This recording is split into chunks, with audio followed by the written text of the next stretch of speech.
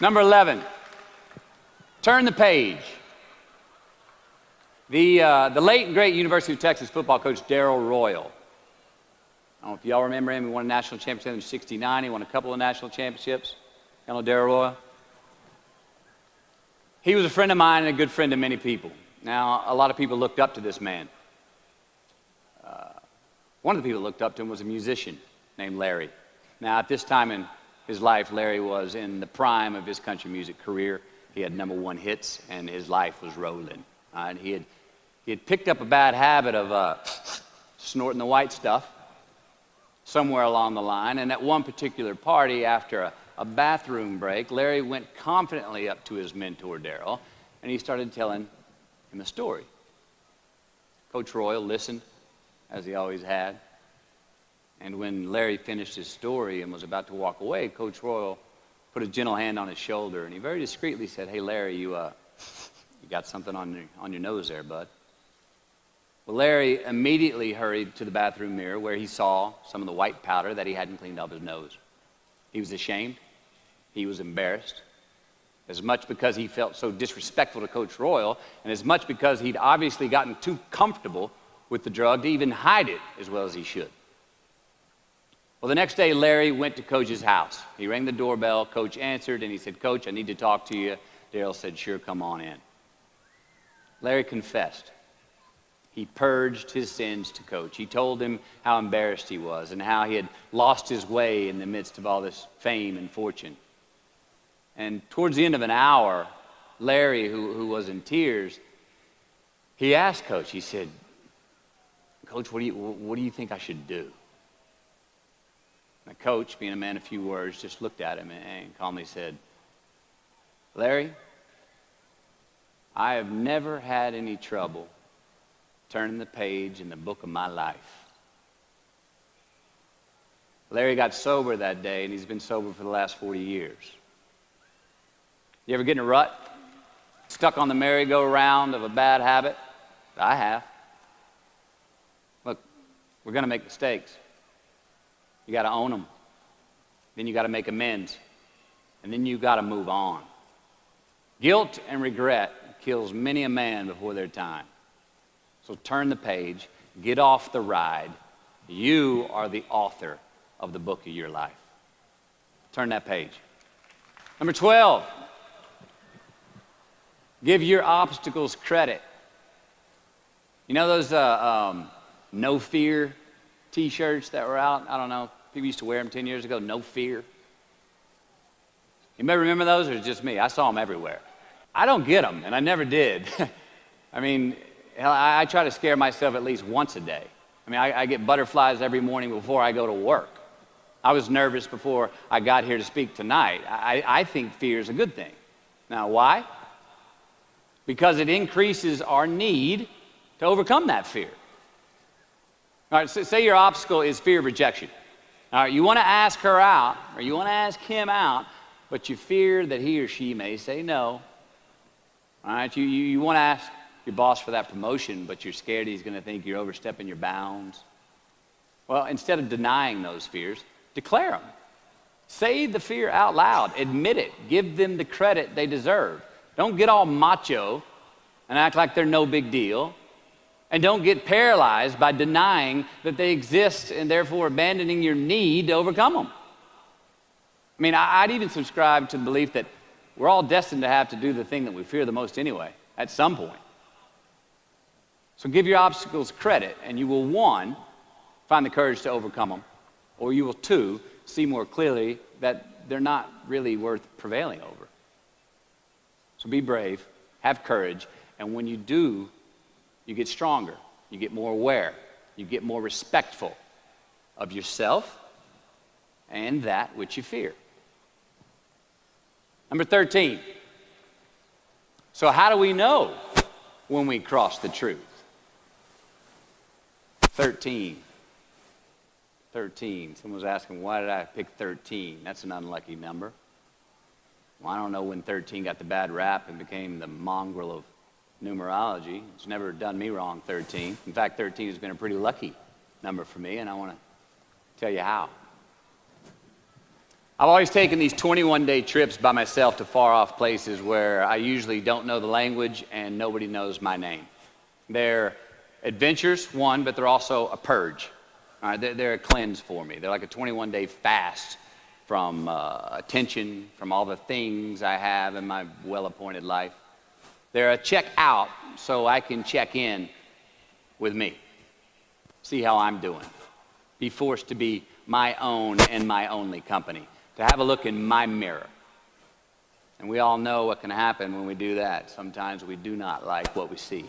Well, in 1996, right after I got famous from a film I did called A Time to Kill, I headed out on one of these 21-day walkabouts, and this time to the jungles and the mountains of Peru.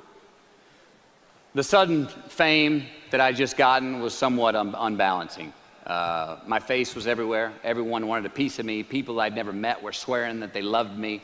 Everywhere I went, there I was on a billboard, a magazine cover. It was just weird overall. You know, I was asking myself, what's the reality in this and what's the bullshit? Did I deserve all this? These were all questions I was asking myself. Well, who was I was another. Now, there's always an initiation period with these trips, an amount of time that it takes for the place to initiate the traveler, the time it takes to disconnect from the world we just left and become completely present in the one we are traveling in. Now, for me, that initiation period lasts about 13 days. 13 hellish days until I am out of my own way. For that, the whole trip is really fun and smooth sailing. Well, it was the night of the 12th day of my 21-day trip. I'm settling into camp. I'd already hiked 80 miles to this point, and I had a 3-day trek ahead of me to Machu Picchu.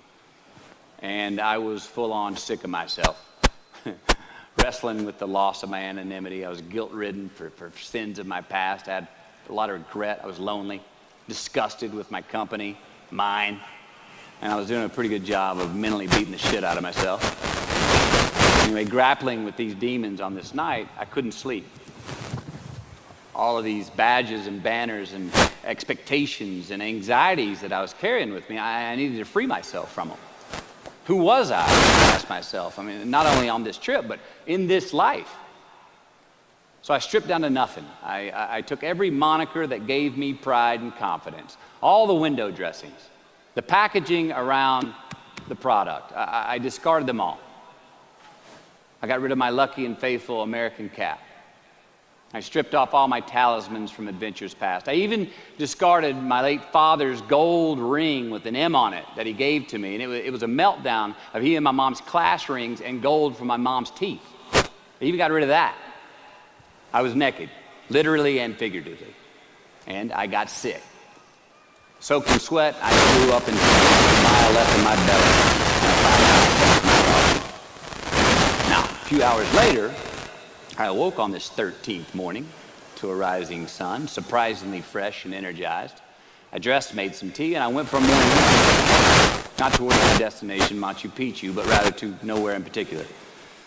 My gut was still a bit peaked from last night's purge, but I curiously felt pretty good. I felt alive. I felt clean. I felt free and light. Along a muddy path on this walk, I turned a corner. And there in the middle of the road was this mirage of the most magnificent pinks and blues and red colors that I'd ever seen. It was electric, glowing and vibrant, just hovering just off the surface of the jungle floor as if it was plugged into some neon power plant. I stopped.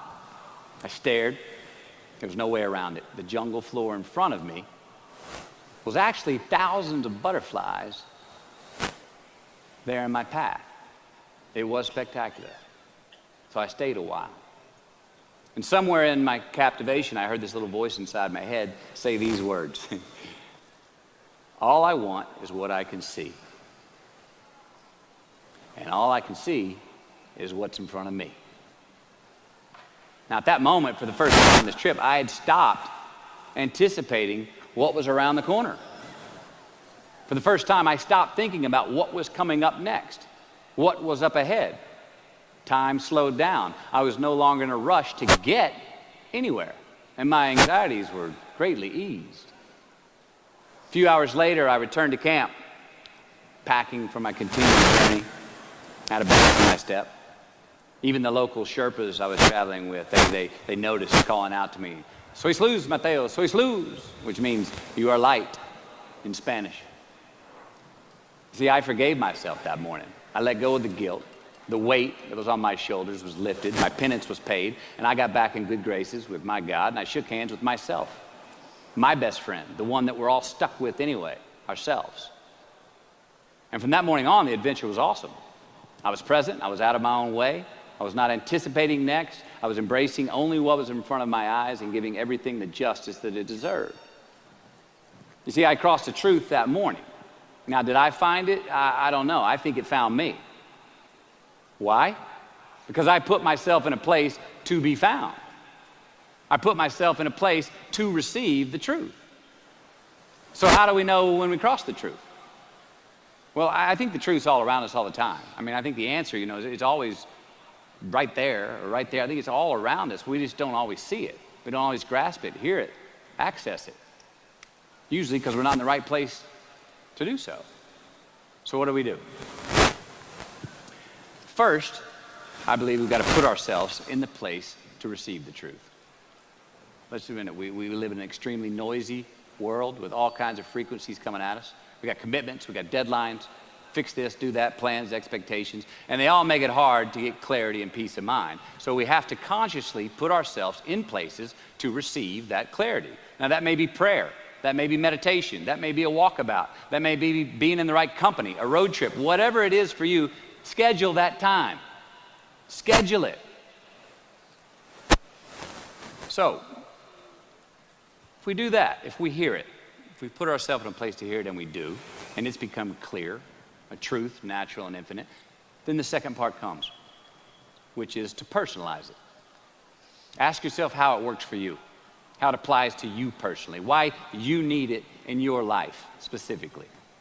And if you do that, then comes the third part.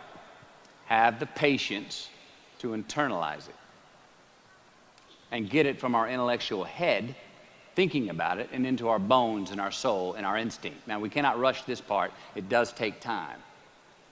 So if we get that far, we've received it, we personalized it, and we've internalized it. If we make it that far, then comes the biggie, man. This comes the fun one. Got to have the courage to act on it, to actually take it into our daily lives and practice it, to make it an active part of who we are and live it. If we can do that, all right, if we can do that, then we have what I believe is heaven right here on earth. And that's the place where what we want is also just what we need. I mean, that's the ticket, isn't it? Think about it. I know that's where I want to live. So while we're here, and they're going to run across the Jumbotron, let's make it a place where we break a sweat, where we believe, where we enjoy the process of succeeding in the places and ways that we are fashioned to, where we don't have to look over our shoulder because we're too busy doing what we're good at, voluntarily keeping our own counsel because we want to, traveling towards immortal finish lines. We write our own book, overcoming our fears. We make friends with ourselves. And that is the place that I'm talking about. Thank you. Good luck.